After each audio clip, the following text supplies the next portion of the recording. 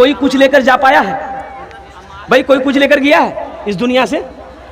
सिकंदर बादशाह का नाम सुने ना? 7 मुल्क का बादशाह था, 7 मुल्क का, सिर्फ हिंदुस्तान का नहीं।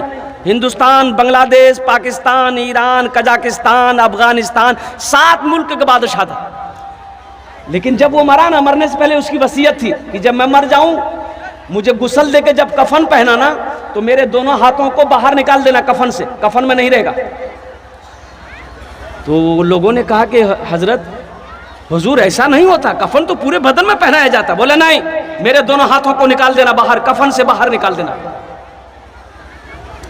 तो वसीयत थी उनकी, वसीयत पूरी की गई। जब जनाजे की नमाज हो गई, देखा कि दोनों हाथ बाहर निकाला हुआ है सिकंदर बादशाह का, कफन यहीं तक है, ये दोनों हाथ बाहर है कफन से। तो किसी अल्लाह वाले से किसी ने पूछा कि हजरत ये सिकंदर क्या पैगाम देना चाहता है? तो वो अल्लाह वाले ने कहा कि सिकंदर दुनिया वालों को ये पैगाम देना चाहता है कि दुनिया वालों सुनो, सिकंदर को देखो, वो सिकंदर जो 7 मुल्क का बादशाह था, आज इस दुनिया से जा रहा है खाली हाथ जा रहा है, कुछ लेकर नहीं जा रहा। दुनिया वालों ये ना सोचना कि सिकंदर 7 मुल्क का बादशाह हो सकता है, अपने हाथों में सोना लेकर गया होगा, चांदी लेकर गया होगा, हीरा लेकर गया होगा। देख लो दुनिया वालों, अपनी नजरों से देखो, सिकंदर खाली हाथ जा रहा है। इसलिए मेरे भाइयों, आओ, दौलत अल्लाह ने दिया है तो अल्लाह के बैंक में जमा कर दो। अल्लाह ने दौलत दिया, अपने दौलत को आगे भेज। दोस्तों एक दिल इस चमन से आशियाना उठाना पड़ेगा, उठ गया जिस घड़ी आबोदाना, छोड़कर सबको जाना पड़ेगा।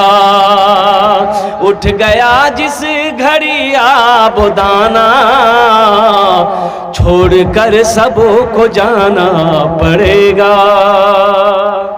जाने वाला चला गया, रिश्तेदार लोग आए, गुसल दिया, कफन पहनाया, जनाजे की नमाज पढ़ के कब्रिस्तान में दफन कर दिया।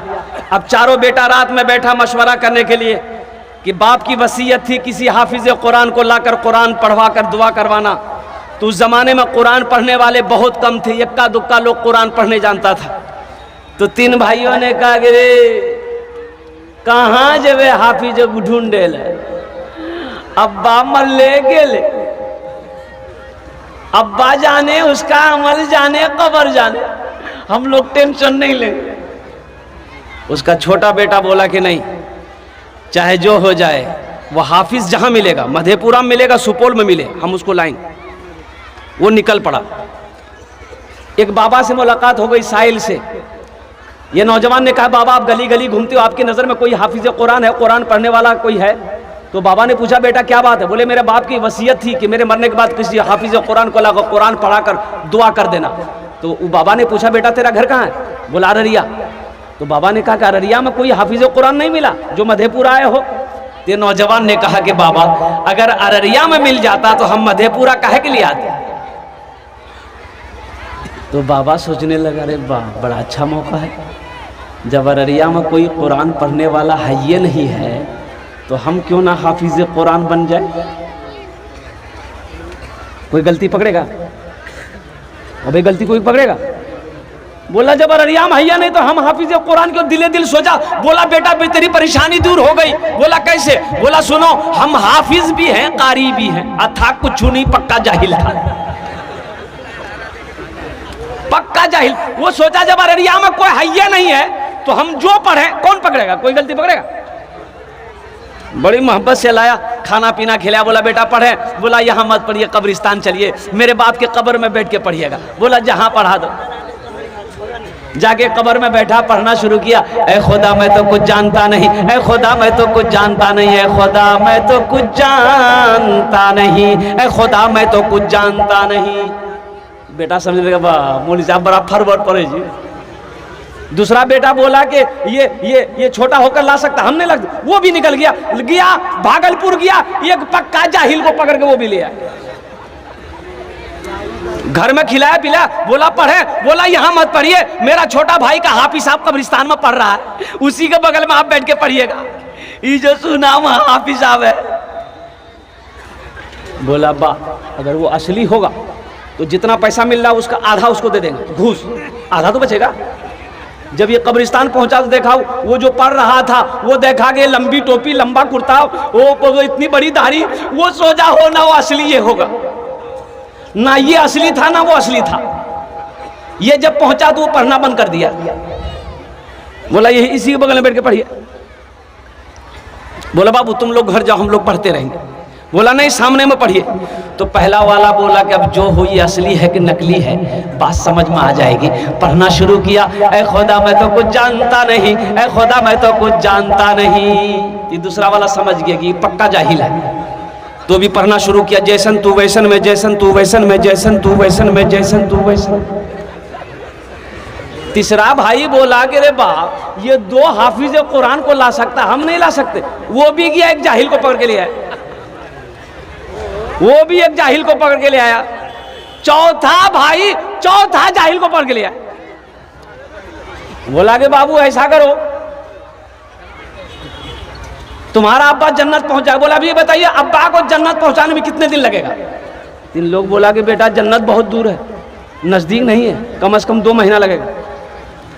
बोला 2 महीना लगे या 4 महीना, लेकिन मेरा अब्बा को जन्नत से बाहर मत छोड़िएगा, इसलिए कि मेरा अब्बा हम लोगों के लिए बहुत कुछ किया है। मेरे अब्बा को जन्नत पहुंचा दीजिएगा। 2 आदमी हाथ पकड़िएगा, 2 आदमी पैर पकड़िएगा, डायरेक्ट ले आके जन्नत में घुसा दीजिए।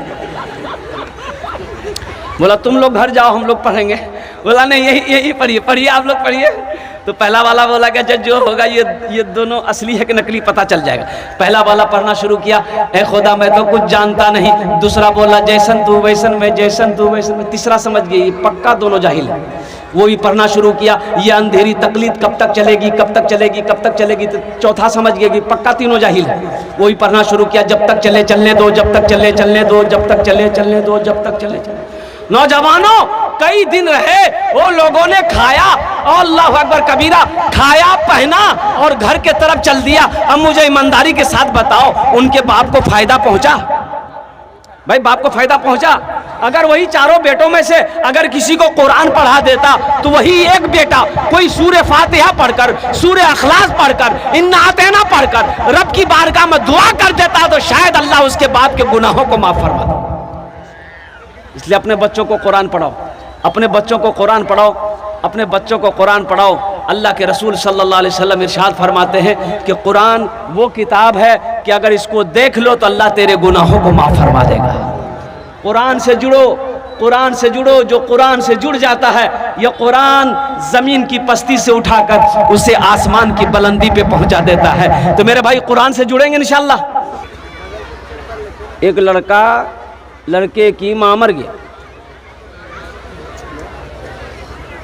गांव देहात में घर था, डॉक्टर आ नहीं पाया, सही से इलाज नहीं हुआ, मां मर गई। तो बोला कि मेरी मां मर गई, अगर डॉक्टर आ जाता तो मेरी मां नहीं मरती, क्यों ना हम डॉक्टर बने।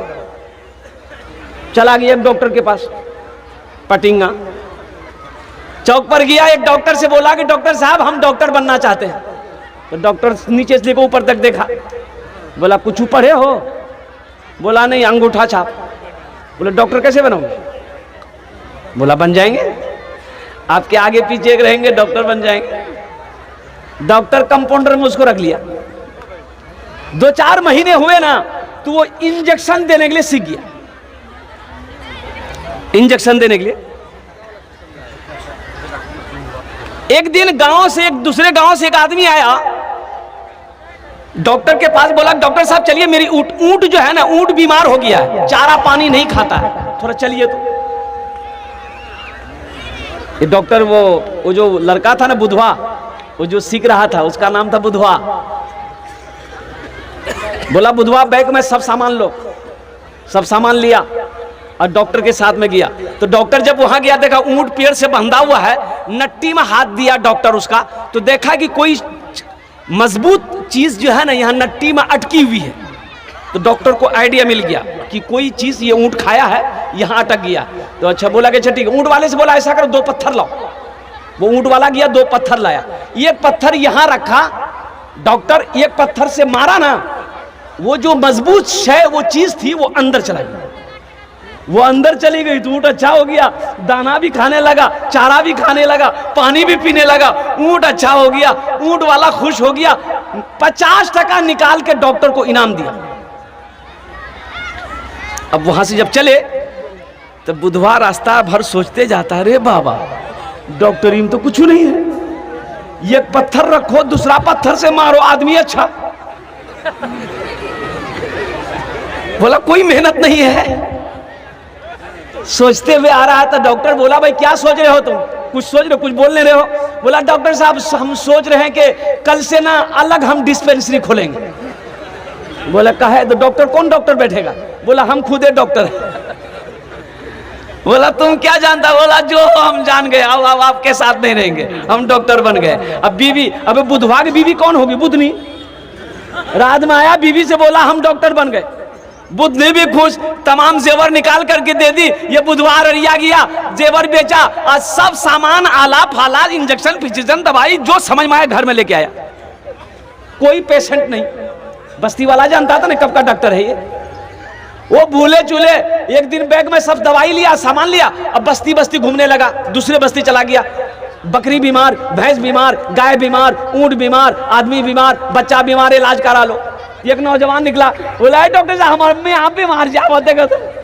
बोला चलो। ये गया, बुढ़िया बिस्तर में लेटी हुई थी, गया उसका नट्टी में हाथ डाला। वो नौजवान कहता है कि नट्टी में कुछ नहीं है, मेरी माँ को बुखार है।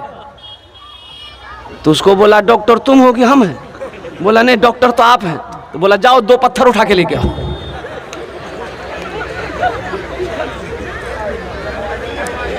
दो पत्थर उठा के लाओ। वो लड़का बोला कि पत्थर का क्या कीजिएगा, अब दवाई दीजिएगा कि पत्थर ढूंढ रहे हैं?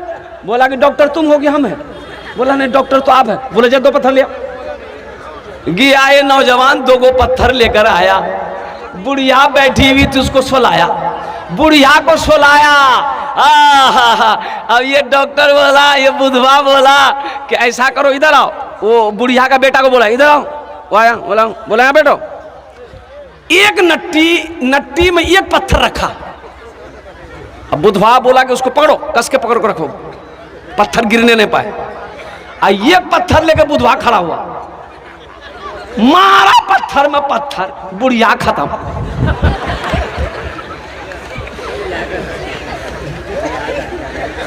बुढ़िया खत्म हो गई। देखा अन्ना बाज बोला तो मेरी माँ मर गई। बोला मर गई? ये मेरा पहला केस है।